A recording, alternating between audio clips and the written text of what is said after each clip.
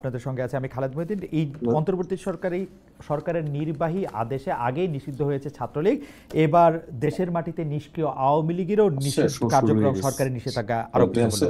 তবে এই দাবিতে শাহবাগে এনসিপির সঙ্গে সবাই এনসিপির ডাকে অনেকেই ছাত্রশিবির সহ বেশ কিছু সংগঠন জড়িত হয়েছিলেন।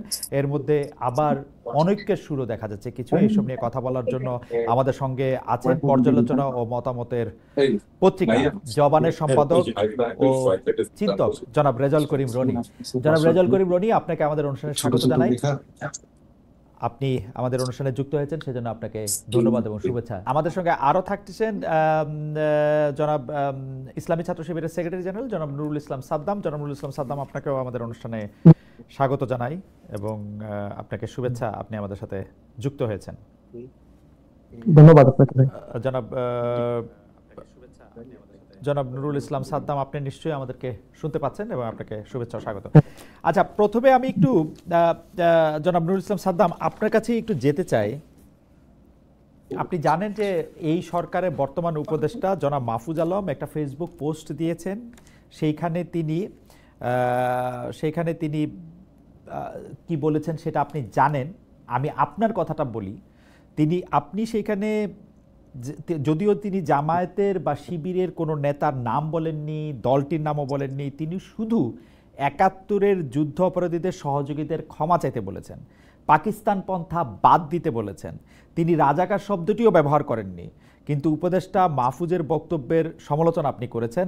আপনার প্রতিক্রিয়া দেখানোর কারণ কি? আপনার সমালোচনা ভাষা এরকম ছিল যে আপনি বলেছেন উপদেষ্টা মাহফুজ আলম সংবিধান বিরোধী যে কাজটি করেছেন তাতে তিনি শপথের ভায়োলেশন করেছেন। কোনো রাগ বা বিরাগের বশবর্তী হয়ে কাউকে হুমকি দেওয়া বা কোনো বিষয়ে তার দায়িত্ব থাকাকালীন এটা তার জন্য মানায় না। জনাব নুরুল ইসলাম সাদ্দাম। জি, আসসালামু আলাইকুম। আপনাকে ধন্যবাদ জানাচ্ছি খালিদ ভাই। বিষয়টি আপনি দুইটা স্ট্যাটাস মূলত মাহফুজ আলম দিয়েছিল। প্রথম স্ট্যাটাসের পরে তিনি যেটা স্ট্যাটাস দিয়েছিলেন সেটি আবার 5 মিনিটের মাথায় তিনি এটা ডিলিট করেছিলেন। ওইখানে তিনি কিছু হুমকি বা স্পেসিফিক সংগঠনের নাম, মানে ইসলামী ছাত্র শিবিরের নাম তিনি মেনশন করেছিলেন। ওই প্রেক্ষাপটে মূলত কথাটা বলা। আর তিনি যেহেতু রাষ্ট্রের গুরুত্বপূর্ণ দায়িত্বে রয়েছেন এবং ছাত্র প্রতিনিধি হিসেবে সেখানে জুলাইয়ের স্পিরিটকে ধারণ করে, বিশেষ করে আমাদের যে চাহিদাগুলো ছিল আওয়ামী ফ্যাসিবাদের গণহত্যার বিচারের দাবিতে তিনি সরব থাকবেন, সামগ্রিক এই বিষয়গুলো না করে বিভিন্ন সময় তিনি, আমরা লক্ষ্য করেছি, এই জাতীয় বিতর্কগুলো তিনি তৈরি করার চেষ্টা করেন। তার মধ্যে যেটা তিনি করেছেন, রাজাকার শব্দটা উল্লেখ করেছেন তিনি, এবং পাকিস্তান পন্থার কথা তিনি বলেছেন স্পেসিফিক ভাবে। তিনি ইন্টেনশনালি, আমি কথাটা বলেছি, তিনি ইন্টেনশনালি এই কথাগুলো বলেছেন। এবং তার শপথের সময় তিনি যে বাক্যগুলো উচ্চারণ করেছিলেন তার মধ্যে কোনো ব্যক্তি বা কোনো গোষ্ঠীর প্রতি রাগ বা বিরাগের বশবর্তী হয়ে তিনি কোনো ধরনের আইনের ভায়োলেশন বা অন্য কোনো কথাগুলো বলতে পারেন না। ওই প্রেক্ষাপটেই মূলত কথাগুলো আসছে। আর মূলত স্পেসিফিক যে কারণে করা হয়েছে বা তাকে মেনশন করা হয়েছে তিনি শপথের ভায়োলেশন করেছেন, এটা হচ্ছে তার দ্বিতীয় পোস্টের উপর ভিত্তি করে, যেটি সোশ্যাল মিডিয়ায় আপনি দেখেছেন এটা চাওয়ার হয়েছে এবং ব্যাপক সমালোচনার মুখোমুখিও তিনি হয়েছে। আমি যেহেতু তিনি দ্বিতীয় পোস্টটা প্রত্যাহার করেছেন, সেহেতু আমি প্রথম পোস্ট ধরে একটু জানতে চাই যে আপনারা কি আসলেই মানে মনে করেন যে জাতীয় সঙ্গীত গাওয়া উচিত না, জাতীয় সঙ্গীত গাইতে বাধা দেওয়া উচিত? আপনারা কি আসলেই মনে করেন যে এই আওয়ামী লীগের বিরুদ্ধে স্লোগান দিতে গেলে আপনাদের স্লোগান দিতে হবে গোলাম আজমের বাংলায় আওয়ামী লীগের ঠাঁই নাই? আপনারা কি আসলেই মনে করেন যে অধ্যাপক গোলাম আজম তিনি পাকিস্তান পন্থায় ছিলেন না 1971 সালে? আপনারা কি আসলেই মনে করেন এই কথাটা? মানে, এবং আমি একটু প্রশ্নটা খোলাসা করি। আমাদের সাথে চিন্তক এবং সম্পাদক জনাব রেজাউল করিম রনি আছেন। জনাব রেজাউল করিম রনি বহুদিন ধরে এই বিষয়টা আসলে অ্যাড্রেস করছেন। আমরা তার ভাষণটা আমরা একটু শুনবো, তিনি এটা তার মতো করে বলেন। এখন তিনি যেহেতু ফিলোসফার এবং আমি কি বলবো যে চিন্তকরা তো আলাদা করে বলেন, আমি একটু মাঠের লোক হিসেবে আপনার কাছে আমরা একটু জানতে চাইছি, মানে আপনার চিন্তাটা আসলে কি এখানে? আমরা এমনিতে শুনে থাকি যে ইসলামী ছাত্র শিবির আসলে 1971-এর পরেই, যারা ইসলামী ছাত্র শিবির করতেছেন তারা 1971-এর আগে কারো জন্ম হয় নাই, তারা আসলে 71 বাংলাদেশ এসব বাস্তবতাগুলি ধারণ করেন। কিন্তু ফ্যাক্ট রিমেন্স যে যখন এইসব স্লোগান অন্য কারণে দেখা যায় এবং মাহফুজের প্রতি, উপদেষ্টা মাহফুজের প্রতি বড় আক্রোশটা দেখা যায় একটা কারণে, যে তিনি বারবার জামায়াতের ক্ষমা চাওয়ার কথা বলেন, তার রোলটা ক্লিয়ার করার কথা বলেন, তখন তিনি সকলের শত্রুতে পরিণত হন। এই ব্যাপারটা এরকম কেন যেন সাদ্দাম, আপনি যদি আমাদেরকে একটু ব্যাখ্যা করতেন। আমার আমার বক্তব্যে তার প্রতি খুব বেশি ক্ষোভ প্রকাশ করেছি বিষয়টা এরকম তো না। আমাকে সাংবাদিকরা প্রশ্ন করেছে, আমি বলেছি তিনি যে কথাটা বলেছেন সেই কথাটা ঠিক বলেননি। আমাকে বলেছেন না জামাতকে বলেছেন না বিএনপি কে বলেছেন সেটা আমার কোনো প্রশ্ন ছিল না বা অনুষঙ্গের কারণও ছিল না। তিনি পাকিস্তান পন্থার কথা বলেছেন, আবার তিনি রাজাকারের কথাগুলো বলেছেন। এই শব্দগুলো তো রাজনীতিবিদদের বা রাজনৈতিক বক্তব্য রাজনৈতিক প্ল্যাটফর্মে বলাটাই শোভনীয়, এটা আমি মনে করেছি। দ্বিতীয়ত হচ্ছে জাতীয় সঙ্গীতের বিষয়টা তো আসছে ওনার স্ট্যাটাসের পরে গিয়ে, যে বিষয়টা ঢাকা ইউনিভার্সিটিতে গতকাল কয়েকটি ছাত্র সংগঠনের কিছু কর্মীরা আমরা দেখেছি জাতীয় সঙ্গীত সমস্যার উচ্চারণ করেছে।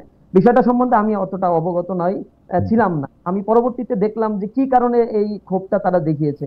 এখানে নাকি এনসিপির বক্তব্য বা হচ্ছে বিশেষ করে বাকশাসের যারা একজন কেন্দ্রীয় নেতার বক্তব্য ছিল যে ওইখানে জাতীয় সঙ্গীত পরিবেশনের ক্ষেত্রে বাধা প্রদান করা হয়েছে। বাধাটা প্রদান করলো কি?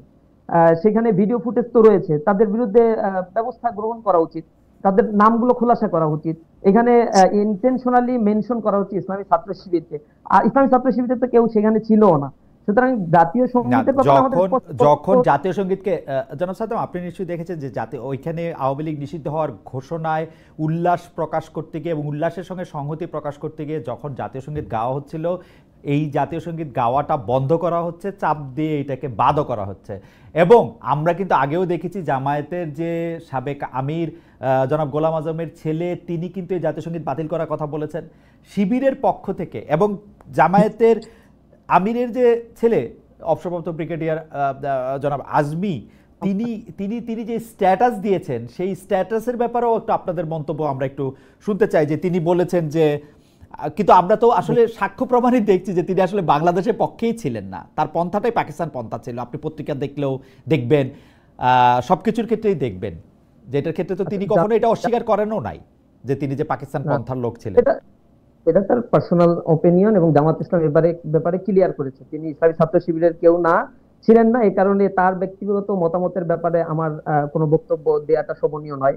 জাতীয় সঙ্গীতের ব্যাপারে আমাদের স্ট্যান্ড ক্লিয়ার। ওই সময় ঘটনাটা একটু আমি যদি জের ধরি, আমি যতটুকু দেখতে পেয়েছি অনলাইনে বা শুনতে পেয়েছি, ওইখানে উপস্থিত যারা ছিল, আমি সেখানে উপস্থিত ছিলাম না, সেখানে আজান হচ্ছিল সম্ভবত। ওইখানে যারা হুজুর যারা ছিল কয়েকজন এটার ব্যাপারে বলেছে যে এটা একটা এখন থামাতে হবে, অথবা আরো কোনো ঘটনা ঘটেছে কিনা সেটা ভিডিও ফুটেজ রয়েছে, সেখান থেকে তদন্ত করতে হবে। জাতীয় সঙ্গীতের ব্যাপারে আমাদের স্পষ্ট অবস্থান হচ্ছে, যেহেতু বাংলাদেশ এটা তার সংবিধানে জাতীয় সঙ্গীত হিসেবে এটাকে ইনক্লুড করা হয়েছে, আমরা বাংলাদেশের সার্বভৌমত্বকে ওন করি। সুতরাং জাতীয় সঙ্গীত যতদিন তার সংবিধানে রয়েছে, এ ব্যাপারে নেগেটিভ মন্তব্য করা আমাদের জন্য শোভনীয় নয়, এটা প্রয়োজনও আমরা মনে করি না ইসলামী ছাত্র শিবিরের পক্ষ থেকে। দ্বিতীয়ত হচ্ছে জাতীয় সঙ্গীতটা নিয়ে যেহেতু দীর্ঘদিনের এই বাংলাদেশের প্রেক্ষাপটে বিভিন্ন মতের কথাগুলো রয়েছে, 1905 সালের প্রেক্ষাপটে একটা প্রেক্ষাপটে জাতীয় সঙ্গীতটা রচনা করা হয়েছে। এই জাতীয় সঙ্গীতের বিতর্গত মানে এর সুর ধার করা বা নানান ধরনের কথা এখানে রয়েছে। সেই বিষয়গুলোতে আমি মনে করি, আমি ব্যক্তিগতভাবে মনে করি, যদি প্রয়োজন মনে করে এই রাষ্ট্র, তাহলে রাষ্ট্রের এটা দায়িত্ব যে জনসাধারণের সেন্টিমেন্ট যাচাই বাছাই করে এই জাতীয় সঙ্গীত যেহেতু সবাইকে ওন করতে হবে, একটা জাতীয় সঙ্গীত একটা ইউনিটি তৈরি করে। আপনার কার কার কথা জানা আছে ইসলামী ছাত্র শিবির বাদে যারা জাতীয় সঙ্গীত ওন করতেছেন এই সময়, হিসাবে মানে দল হিসাবে? ইসলামী ছাত্র শিবির ওন করছে না এটা তো আমি বলি নাই। ইসলামী ছাত্র শিবির যেহেতু এটা সংবিধানে রয়েছে, অবশ্যই আমরা ওন করবো। বাংলাদেশের সংবিধান ওন করছি, সার্বভৌমত্বকে ওন করছি। আমি ফেসবুকে দেখতে পাচ্ছি বা বিভিন্ন লেখালেখি অনেক আগে থেকেই চলছে জাতীয় সঙ্গীত সংক্রান্ত বিষয়। সুতরাং জাতীয় সঙ্গীতের ব্যাপারগুলো নিয়ে যারা, আমার মনে হয় যে এই ব্যাপারটা জনাব সাদ্দাম আপনার বক্তব্য পরিষ্কার। আপনি মনে করেন যদি জাতীয় সঙ্গীত নিয়ে কারো কোনো আপত্তি থাকে, সেই আপত্তি যদি জনগণের আপত্তি হয়, সেটা যাচাই বাছাই করে এটা পরিবর্তন করাই যেতে পারে, বা এটা পরিবর্তন করলেও কোনো অসুবিধা নেই, সেটা আমি পরিষ্কার। আমি একটু জনাব মাহফুজের বক্তব্যে একটু ফিরে আসবো, তার আগে আমি একটু জনাব রনির সাহায্য চাই। জনাব রনির কাছে আমি যেতেও চাই, কিন্তু আমি শুধু এইটা একটু একটা নোকতা একটু দিয়ে রাখি। এই গোলাম আজমের বাংলায় এই স্লোগানটা শাহবাগে কারা দিল? আপনারা দিয়েছেন জনাব সাদ্দাম? যেটাতে এনসিপি বলছে যে যারা এই স্লোগান দিয়েছে তাদের দায় দায়িত্বই সংশ্লিষ্ট পক্ষটিকে বহন করতে হবে। এই স্লোগানটা কারা দিল? মানে আপনারা দিয়েছেন? প্রথমত হচ্ছে কোনো ব্যক্তির নাম নিয়ে স্লোগান দেয়া ইসলামী ছাত্র শিবির তার কোনো প্রোগ্রামে কোনো মিছিলে দিয়েছে এরকম কোনো প্রমাণ আপনি দেখতে পারবেন না। আমরা কোনো ব্যক্তির পূজায় বিশ্বাস করি না। দ্বিতীয়ত হচ্ছে এই বাংলা অধ্যাপক গোলাম আজমের কি শেখ মুজিবের কি জিয়াউর রহমানের, আমরা মনে করি এই বাংলাটা হচ্ছে বাংলার আপামর সাধারণ মানুষের, যারা এখানে জন্মগ্রহণ করেছে, দেশের পক্ষে কাজ করছে, দেশের সার্বভৌমত্বকে যারা মনে করে, তারাই হচ্ছে এই বাংলার মানুষগুলো। সুতরাং কোন স্পেসিফিক মানুষের বাংলা বা স্পেসিফিক ভাবে এই স্লোগান গুলোতে আমরা ধারণ করি না, বিশ্বাস করি না। দ্বিতীয়ত হচ্ছে জামাত ইসলামীর ওইখানে যারা ওইখানে তো আপামর ছাত্র জনতা সাধারণ মানুষ অংশগ্রহণ করেছে, রাজনৈতিক দলের নেতাকর্মীরা অংশগ্রহণ করেছে। যেহেতু গোলাম আজম তিনি এই দেশের স্বীকৃত নাগরিক, রাষ্ট্র কর্তৃক তাকে স্বীকৃতি প্রদান করা হয়েছে, তিনি বাংলাদেশের নাগরিক, সুতরাং তিনি জামাত ইসলামীর আমির ছিলেন। জামাত ইসলামীর যারা ওইখানে উপস্থিত ছিলেন তাদের কেউ আবেগের বশবর্তী হয়ে এই বক্তব্য দিতে পারে। জামাতের কোনো না না, আপনি বলছেন যে ব্যক্তির নাম ধরে কোনো স্লোগান জামায়াত শিবির এরা দেয় না, আবার বলছেন আবেগের বশবর্তী হয়ে দিতে পারে। এটা কে দিয়েছে, মানে আপনার কি জানা আছে? না, আমার জানা নেই। আপনারা পার্টির মধ্যে এটা নিয়ে কথা বলেছেন যে এরকম একটা স্লোগান কে দিল, ওই মুহূর্তে এই স্লোগানটা দেওয়ারই বা দরকার কি ছিল? ইসলামী ছাত্র শিবিরের পক্ষ থেকে দেওয়া হয়নি, এবং আমি সেখানে পার্সোনালি উপস্থিত ছিলাম না। যতটুকু খোঁজ খবর নেওয়ার চেষ্টা করেছি, কে দিয়েছে এই ব্যাপারে কোনো তথ্য আমরা পাইনি। ওকে, আমি আপনাকে প্রশ্নটা করে রাখি, জনাব মাহফুজকে সাইবার জগতে যে আক্রমণের মুখোমুখি হতে হচ্ছে, যে আক্রমণের সম্মুখীন হতে হচ্ছে এবং মুখে আনা যায় না এরকম গালাগালি যেগুলি করা হচ্ছে, সেগুলির ব্যাপারে আপনার কোনো ধারণা আছে যে এগুলি আসলে কারা করছেন? সেই ব্যাপারে প্রশ্নটার উত্তরটা পরে আপনি নিশ্চয়ই দিবেন। আমরা একটু জনাব রনি আপনার কাছে একটু যেতে চাই। যে রনি, আমাদের প্রশ্ন হচ্ছে যে আপনি নিশ্চয়ই জনাব মাহফুজের স্ট্যাটাস এবার শুধু না, যারা মাহফুজ শুরু থেকেই যে অবস্থানটিতে আছেন, আমার কাছে মোরলেস মাহফুজকে একই স্ট্যাটাসের মনে হয় যে উনি ৭১ সালে জামায়াতের ভূমিকা নিয়ে একটি স্পষ্ট অবস্থান চান এবং তিনি মনে করেন যে তাদেরকে এটা ক্ষমা চাইতে হবে। এবং এই ক্ষমা চাওয়ার প্রসঙ্গটা তিনি যখন তুললেন, তখন আমরা তাকে সাইবার স্পেসে অসম্ভব প্রতিকূলতার সম্মুখীন হতে দেখলাম। এমনকি তিনি তার নিজ দল এনসিপির মধ্যেও আসলে এর মধ্যে থেকে আমি যতটুকু বুঝি যে তিনি অনেক চ্যালেঞ্জের মুখে পড়েছেন। এই জায়গাটার ক্ষেত্রে জনাব মাহফুজ কি এনসিপি থেকে আলাদা, নাকি এনসিপির একটা বড় অংশ মাহফুজ সাহেবের কথার সমর্থন করেন? এবং জামায়াতে ইসলামী কেন এইটাতে, আমি যদি বলি জামায়াতে ইসলামীর সমর্থকরা কেন এটাতে এত ব্যাপক প্রতিক্রিয়া দেখালো? এমনকি আপনি গরু টরু জব করার কথাও নিশ্চয়ই জানেন। রনি, আপনার হিসাবটা একটু আমরা শুনতে চাই। ধন্যবাদ। যে যেখান থেকে আমাদের শুনছেন সবাইকে আমার সালাম এবং কৃতজ্ঞতা। দেখেন, প্রথম কথা হলো যে এখানে মাহফুজ যে রাজনীতিটার কথা বলছেন, সেটার ক্ষেত্রে জামাত যে রিয়াকশনটা দিচ্ছে, এটা নতুন কিছু না, এটাতে অবাক হওয়ারও কিছু নাই। আর মাহফুজের যে পলিটিক্যাল স্ট্যান্ডটা এই মুহূর্তে বাংলাদেশের জন্য খুব জরুরি। এটা মাহফুজের ব্যাপারে আমার অনেক ক্রিটিক আছে, তার অনেক বিষয়ের সাথে আমার দ্বিমত আছে, কিন্তু এখানে বাংলাদেশে একটা মধ্যপন্থার রাজনীতি আপনার লাগবে।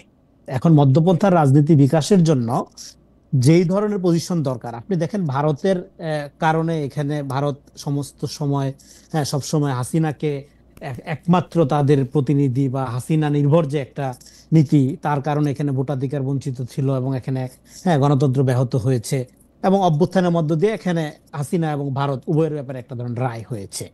তো রায় হয়েছে এর মানে এই না যে আপনি এখন পাকিস্তান পন্থার রাজনীতি করবেন, এটা তো হইতেই পারে না, কোনোভাবেই হইতে পারে না এটা। এবং আপনার প্রবলেমটা কোথায় হচ্ছে? প্রবলেমটা হচ্ছে in the wrong side of history. আপনি যখন in the wrong side of হিস্ট্রিতে থেকে রাজনীতিরা ফ্রেম করতে চান, তখন আপনাকে বারবার করতে হয় কি, আপনি pro state anti national politics করেন। যেমন ধরেন, এই অভ্যুত্থানের পরে সর্বপ্রথম সেনাপ্রধান কথা বললো কার সাথে? জামাতের আমিরকে ডাক দিল, এবং অভ্যুত্থানের পরে এমন একটা ভাইব তৈরি হলো যে জামাত দেশ চালাচ্ছে, সমস্ত জায়গায় জামাতের লোক প্রায়োরিটি পাচ্ছে।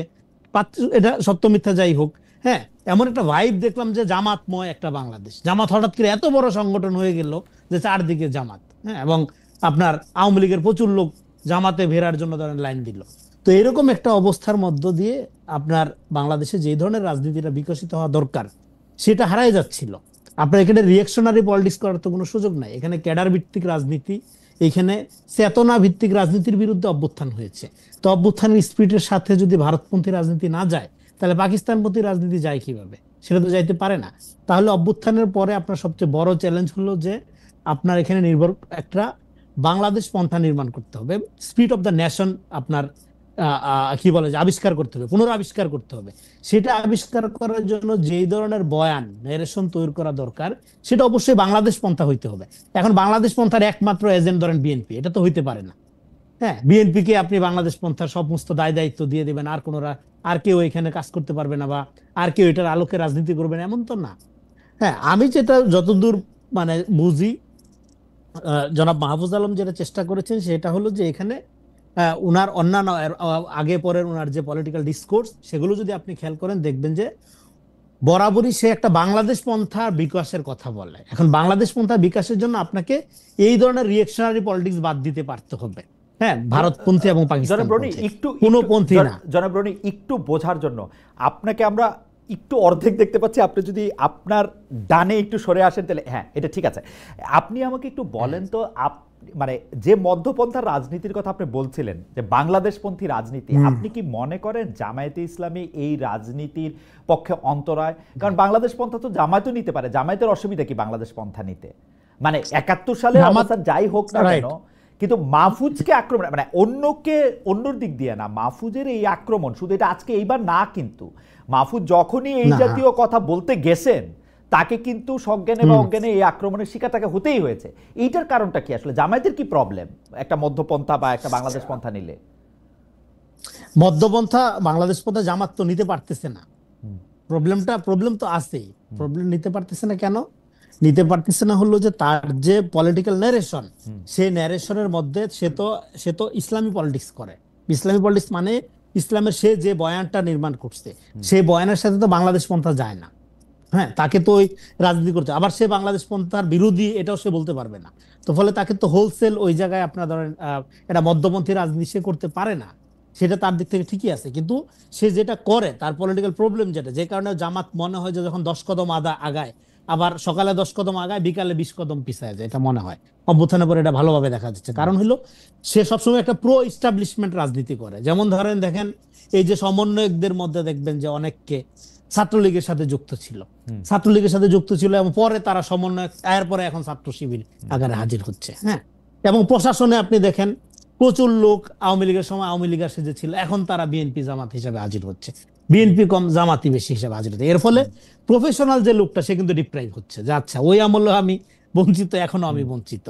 তো আমি বলতেছি যে পলিটিক্যালি একটা ট্রান্সপারেন্সি এইটার একটা গুরুত্ব আছে। আপনি এখন ফ্যাসিবাদ তো আপনার ধরেন শুধুমাত্র শেখ হাসিনার ক্ষমতা কাঠামো এটার কারণেই আপনার বিকশিত হইতে পারছে তা তো না, এটা তো ব্যক্তি চরিত্রের ব্যাপার। আপনি যখন আপনার পজিশনের সাথে কম্প্রোমাইজ করেন, তখন তো ফ্যাসিবাদকে আপনি ফ্যাসিলিটেট করলেন। সেটা আপনি নিজের যে সুবিধার জন্যই করেন। হ্যাঁ, আপনার জীবনের ঝুঁকি ছিল, এটা জানেন, এটা সবার জন্যই ছিল জীবনের ঝুঁকি। কিন্তু তাই বললে আপনি যখন আপনার আত্মপরিচয়ের সাথে কম্প্রোমাইজ করেন, তাহলে তো আপনি মোরালি অনেক নিচে নেমে গেলেন, আপনি তো এক ধরনের কম্প্রোমাইজ করলেন। এই পয়েন্টটা আমাদের মনে রাখতে হবে। আপনি আগে যে প্রশ্নটা করলেন, হ্যাঁ, মাহফুজকে এইভাবে অকথ্য ভাষায় গালিগালাজ করা হচ্ছে কেন? গালিগালাজ করা হচ্ছে এই কারণে, তারা মনে করছিল মাহফুজও হয়তো জামাতের প্রতি সিম্পেথাইজ হবে, অথবা যেহেতু তারা একসাথে আন্দোলন করছে এবং শিবিরের অনেক লোক, মানে অনেক কর্মী, হ্যাঁ, তাদের সাথে ছিল এবং একসাথে একটা সম্পর্ক আছে, সেখানে মাহফুজ তাদের রাজনীতিকে রক্ষা করার জন্য বা তাদের রাজনীতিকে বিপদে ফেলে এরকম কোন পজিশন নিতে পারে না। এটা হলো সম্পর্কের জায়গা থেকে তারা চিন্তা করছে। কিন্তু সমস্ত সম্পর্কের চেয়ে গুরুত্বপূর্ণ হলো রাজনীতি।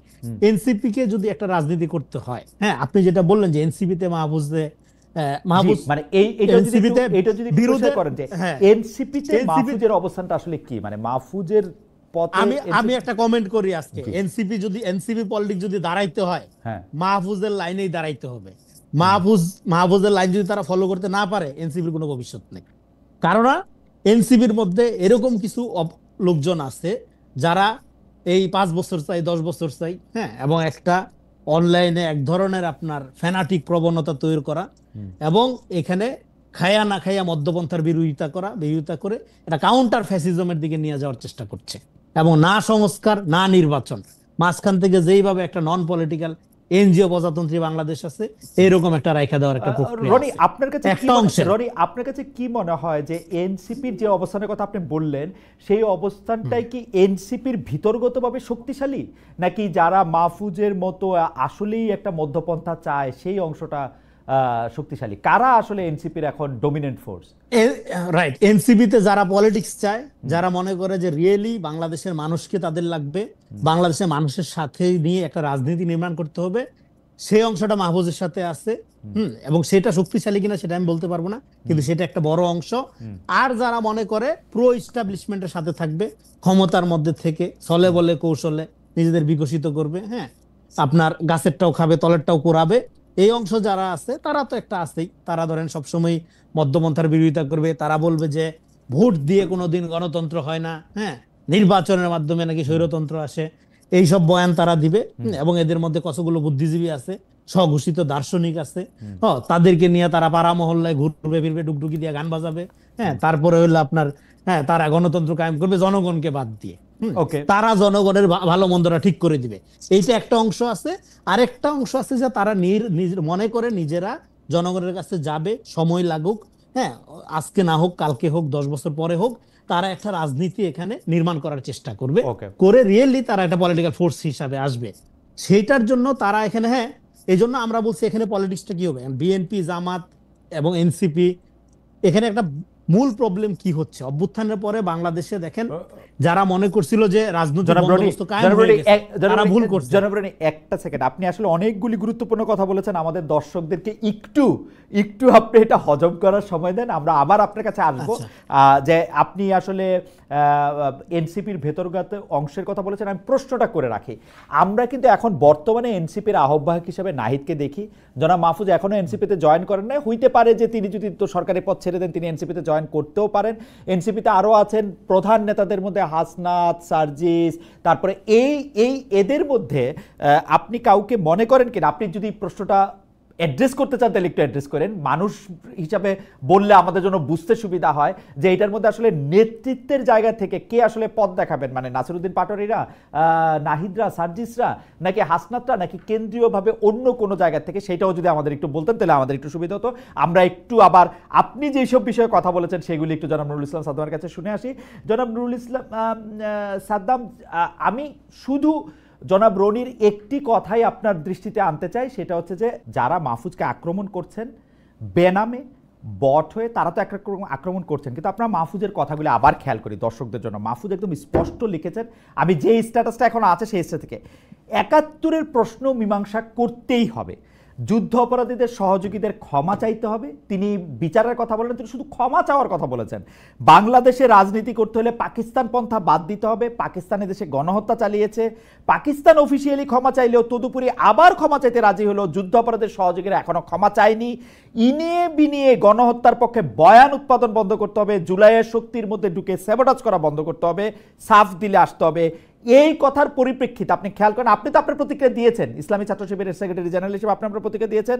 জামায়াত নেতাদের পক্ষ থেকে একটি টিভিতে জামায়াতের শাহবাগ থানা জামায়াতের আমির শাহ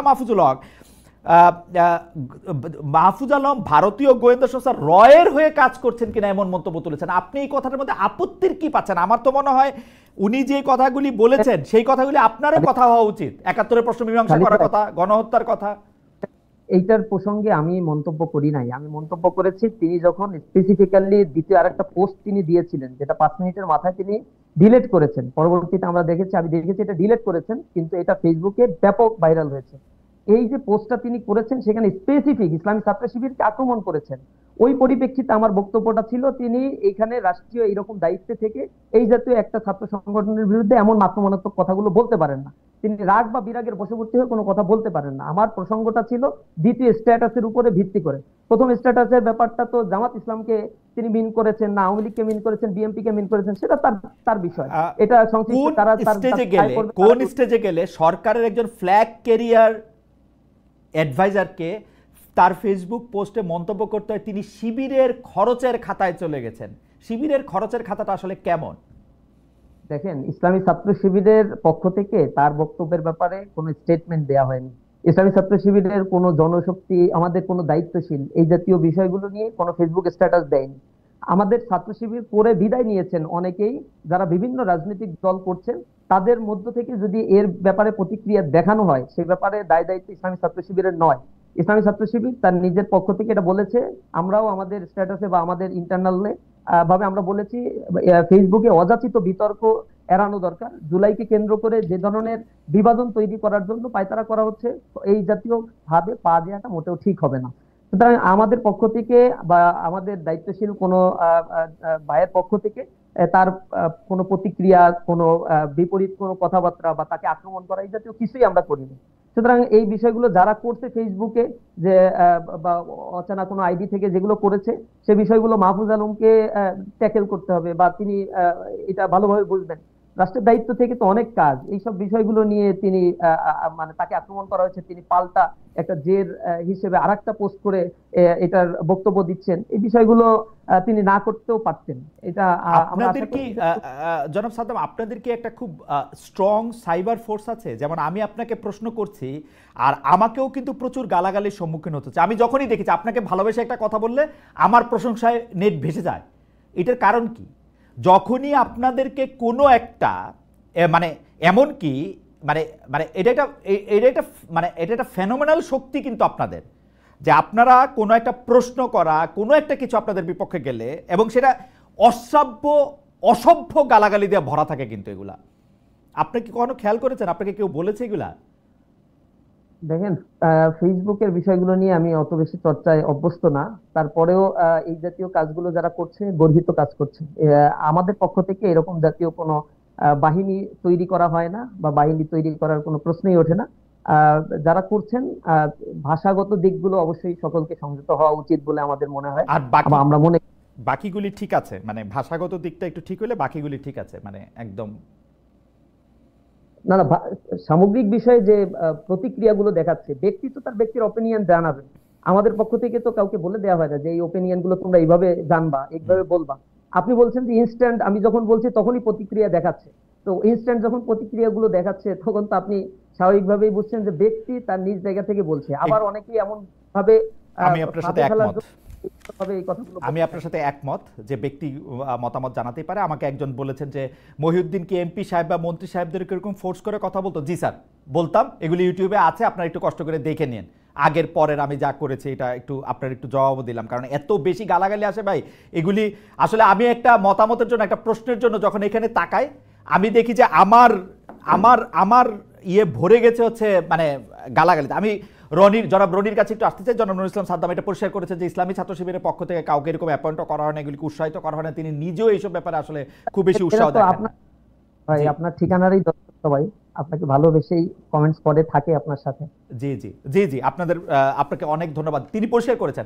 আমি একটু জনাব রনি, আমি যে জায়গায় আপনার কাছে আসতে চেয়েছিলাম যে এনসিপিতে আসলে মানে এনসিপি কোন পথে পরিচালিত হচ্ছে? মুখে একবার মধ্যপন্থা বলছে ঠিকই, কিন্তু সেই মধ্যপন্থাটাকে ক্লিয়ার হতে পারছে না, এবং ভিতরগতভাবে আমি নানাভাবে দেখতে পাচ্ছি অতিরিক্ত কোনো সময় অতিরিক্ত ডানপন্থার দিকে ঝুঁকছে, কোনো সময় খুব পপুলিস্ট কোনো বিষয়ে যাচ্ছে। আপনি বলছেন যে জনাব মাহফুজ যে পথ দেখাচ্ছেন বা যে আদর্শ লালন করছেন তার দিকে যদি না থাকে তাহলে এনসিপির ভবিষ্যৎ অন্ধকার। আমি আমি আমি যদি আপনার কাছে জানতে চাই যে নেতৃত্বের জায়গায় আপনি কি মনে করেন যে এটা ভাগ অলরেডি হয়েছে, বা আপনি যদি একটু এই জায়গাটা আমাদের একটু পরিষ্কার করতেন, এনসিপির জায়গাটা। আচ্ছা, প্রথম কথা হলো এনসিপি ধরেন অভ্যুত্থানের পরে ওদের কিন্তু রাজনৈতিক দল গঠন করার কথা ছিল না। তো ওরা যেহেতু এখন রাজনৈতিক প্ল্যাটফর্ম আকারে হাজির হয়েছে, এবং অভ্যুত্থানে তো ধরেন পলিটিক্যাল নন পলিটিক্যাল, হ্যাঁ, জামাত, ছাত্রদল, নানা জায়গা থেকে লোকজন এসে সামিল হয়েছে। কিন্তু যেটা দরকার একটা রাজনৈতিক দলের জন্য, একটা পলিটিক্যাল ন্যারেশন দরকার, একটা পলিটিক্যাল বয়ান দরকার। সেই পলিটিক্যাল বয়ানটা তারা এখনো নির্মাণ করতে পারছে না। আর ডেফিনেটলি এই অভ্যুত্থানে এটা বড় অংশে এখানে ছাত্র শিবির ছিল, ছাত্রদলও ছিল, এবং অন্যান্য দল ছিল, এবং ছাত্র শিবিরের একটা গুরুত্বপূর্ণ ভূমিকা ছিল, এটা কিন্তু কেউ অস্বীকার করবে না। হ্যাঁ, তো এবং তারা একসাথে আন্দোলন করছে। তো এবং কিন্তু সেটা করার মধ্য দিয়ে এখানে রাজনৈতিক বয়ানের প্রস্তুতিটা খুব কম সংখ্যক মানুষেরই ছিল।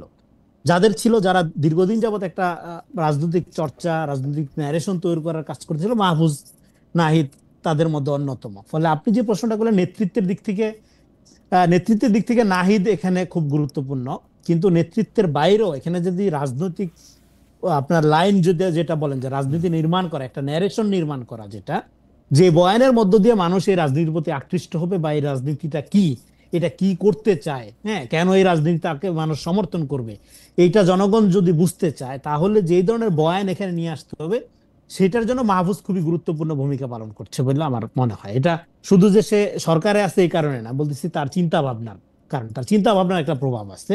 কিন্তু মাহফুজ এখানে খুবই ডমিনেন্ট এই এনসিপিতে, বা তার প্রচুর লোকজন আছে আমি সেটা বলবো না, কিন্তু আমি বলতেছি মাহফুজের যে চিন্তাটা, তার যেহেতু এক ধরনের চিন্তা আছে আগের থেকেই, ফলে এই চিন্তাটার একটা গুরুত্ব এনসিপির কাছে আছে। কিন্তু এনসিপি আবার যখন মাঠে কাজ করতে যায় তার তো হিউজ রেডিমেড জনসমর্থন লাগে। সেই জনসমর্থনের ক্ষেত্রে দেখা গেছে জামাত শিবিরের লোকজন বা জামাতের লোকজন, হ্যাঁ, তাদেরকে সহযোগিতা করতে এতদিন, হ্যাঁ, নানাভাবে সহযোগিতা করতো, ফলে একটা বন্ধুত্বপূর্ণ সম্পর্ক বা সহযোগিতাপূর্ণ সম্পর্ক তাদের মধ্যে ছিল। কিন্তু দেখতেছে তারা, বিশেষ করে লন্ডন সফরের পরে, যেখানে যখন তারা দেখতেছিল যে এখানে একটা ভালো রাজনৈতিক লড়াই হবে, বিএনপির সাথে তাদের একটা ভালো ফাইট হবে, বিএনপিকে তারা ব্ল্যাঙ্ক চেক দিবে না, বেশ ভালো চ্যালেঞ্জের মধ্যে ফেলবে। তো সেখানে যাইয়া যখন লন্ডন সফরের পরে দেখা যাচ্ছে বিএনপি এবং জামাত সিমিলার বক্তব্য দিচ্ছে, একই জায়গায় চলে যাচ্ছে, তো সেক্ষেত্রে তো এনসিপি একটু আলাদা হয়ে গেল, এনসিপি একটু চাপে পড়ে গেল।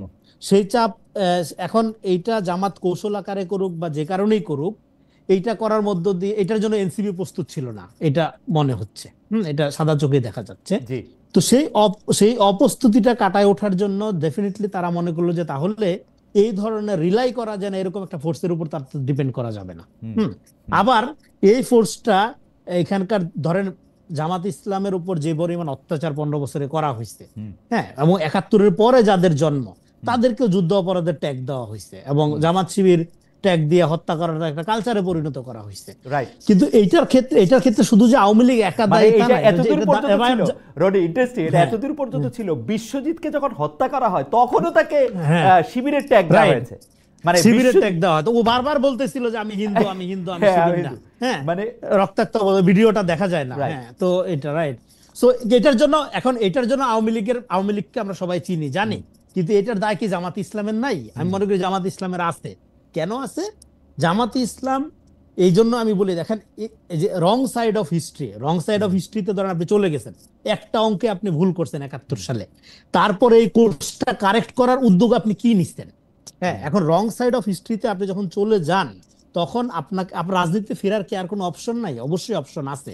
পৃথিবী থেকে এই নজির আর নাই যে একটা ঐতিহাসিক মুভমেন্টে একটা দল একটা ভুল পজিশনে থেকে ফাংশন করছে এবং এরপরে সে আর কামব্যাক করে নাই, করছে। সেটা কিভাবে কামব্যাক করে? সে কামব্যাক করে হলো যে ধরেন যেই বাস্তবতার মধ্যে, যে সিচুয়েশনের মধ্যে, পূর্ব পাকিস্তানের যে সিচুয়েশনের মধ্যে সে যে মানে পূর্ব পাকিস্তানের রিয়েলিটির মধ্যে সে ধরেন একটা পজিশন নিছে, যে এটা ঐতিহাসিকভাবে আমরা বলতেছি in the wrong side of history. তারপরে বাংলাদেশের যে রিয়ালিটি, এই রিয়ালিটিকে সে আত্মস্থ করে নাই। এই রিয়ালিটিকে সে যদি আত্মস্থ করতো তাহলে সে করতো কি, এই রং সাইড থেকে রাইট সাইডে আনার জন্য দুইটা পদ্ধতি। জনাব রনি, আপনার বক্তব্য পরিষ্কার। আমি পরিষ্কার হয় নাই, দুইটা পদ্ধতি বইলা দেই তাইলে পরিষ্কার হবে। দুইটা পদ্ধতি, একটা হলো নতুন ইভেন্ট ক্রিয়েট করা, যেটা 71-কে ছাপাইয়া যাবে, ইদার নতুন ইভেন্ট ক্রিয়েট করা, অর আপনার পজিশন যে ভুল ছিল সেইটা কায় মনোবাক্যে স্বীকার করে সাদা দিলে আইসা দাঁড়ানো, যে ওইটা ভুল ছিল, আমি বাদ দিছি, আমি এখন এই লাইনে আসছি। অথবা 71-এর চেয়ে বড় ইভেন্ট তৈরি করে আপনি যে রাইট ছিলেন, আপনি যে মনে করছেন 71-এ পাকিস্তানের সাথে থাকতে হবে কারণ এটা ভারতের উপনিবেশ হবে, আপনার এই পজিশন যে রাইট ছিল এটা কায়েম করার জন্য আপনাকে 24-এর অভ্যুত্থান জামাত শিবিরের ব্যানারে হইলে হইতো। কিন্তু এটা যেহেতু অভ্যুত্থানটা সর্বদলীয় হয়েছে, নন পলিটিক্যাল ব্যানারে হয়েছে, যেই কারণে আপনার ওই পজিশনটা এখনো পর্যন্ত মানে আপনার ওই পজিশনের বিতর্কটা এখনো পর্যন্ত রেলিভেন্ট রয়ে গেছে। 71 প্রশ্ন আপনাকে ডিল করে আগাইতে হবে। আমার মনে হয় যে রনি, আপনার বক্তব্য সেলফ এক্সপ্লেনেটরি, দর্শকরা নিশ্চয়ই এটা অনেকখানি বুঝছেন। আমি শুধু একটা জায়গা আপনার দৃষ্টি আকর্ষণ করতে চাই। রনি, আপনি শুধু এই জায়গায় এই পর্যায়ে 1 মিনিট একটু বলবেন যে জনাব মাহফুজকে আমি খেয়াল করি এবং জনাব মাহফুজ তার বিষয়গুলি যত না সাংবাদিকদের সামনে বলেন, আমি নিজেও তাকে বেশ কয়েকবার আহ্বান করেছেন, একবার মাত্র তিনি আমাকে একটা ইন্টারভিউ দিয়েছেন, আজকেও কালকেও তিনি যদি আমাকে একটা ইন্টারভিউ দিতেন আমি আসলে হয়তো পরিষ্কার হতে পারতাম। কিন্তু তিনি ফেসবুকে যে কয়েকদিন আগে জামায়াত শিবির ছাড়াও একটা কৈফিয়ত বাস্তবতা নামে যে একটা মানে স্ট্যাটাস দিয়েছেন, সেই স্ট্যাটাসে কিন্তু তিনি আজকে আপনি এনসিপি সম্পর্কে যা বলছেন তা অনেকটা তিনি বলেছেন। আমি 2-1টা লাইন একটু বলি। আমি ওটা পড়ি নাই, মাহফুজের আচ্ছা, সাথে আমি ফেসবুকে না না, নাই, আমি এটা সেটা পড়ি বলতেছি, নাই আমি সেটা মাহফুজের কথা। বলতেছি যে তিনি কিন্তু এগুলি প্রায় স্বীকার করেছেন হচ্ছে এরকম ছাত্রদের কয়েকটি দল হয়ে যাওয়াতে তারা এখন বিভক্ত, তদুপরি অন্য রাজনৈতিক দলের মতোই তারা ট্রিটেড হচ্ছে।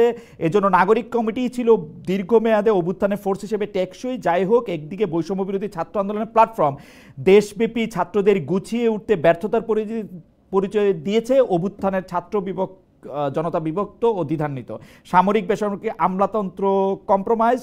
তারপরে তিনি বলেছেন বাম ডালের কালচারাল কেচালের কথা বলেছেন। সবচেয়ে ডেডিকেটেড ছাত্রকর্মীরা ক্রেডিট দলবাজি আর কোরামবাজির খপ্পরে পড়েছেন।